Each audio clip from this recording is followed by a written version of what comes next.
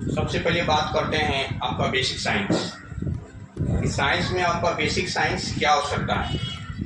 तो यहाँ से जहाँ से आपकी हर एक परीक्षा में हो, आपको या हर क्लास के आगे की ओर पढ़ाई हो, उसमें हमेशा काम आता है। तो ध्यान से सुनिएगा। पहला बात आपके पास सवाल में है कि आपसे सवाल जैसे ही करा जाएगा तो याद रखिएगा कि बेसिक साइंस की बात हो रही है, जो आपके सबसे महत्वपूर्ण भाग है। आपके पास सवाल में पूछाएगा कि गैर परंपरागत ऊर्जा स्रोत क्या है। पहले सवाल में पूछाएगा गैर परंपरागत ऊर्जा स्रोत क्या है।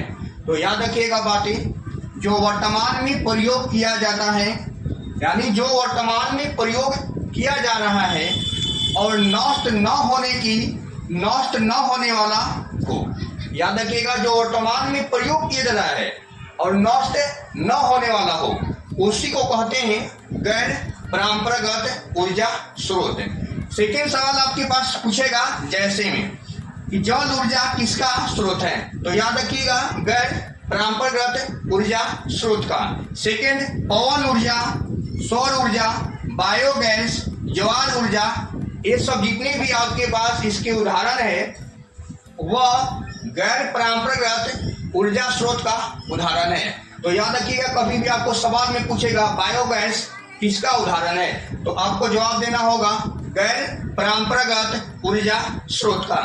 अब दूसरा बात करते हैं परंपरागत ऊर्जा स्रोत का, जो पहले से प्रयोग में लाया जा रहा है और नष्ट होने वाला हो।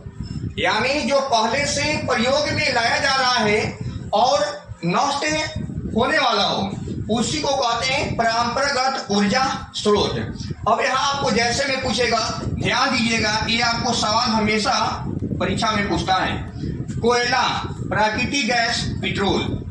आपसे पूछेगा पेट्रोल किसका उदाहरण है, तो आपने जवाब देना पड़ेगा परंपरागत ऊर्जा स्रोत का। परंपरागत ऊर्जा स्रोत का, जो हमेशा आपको परीक्षा में सवालें पूछती है।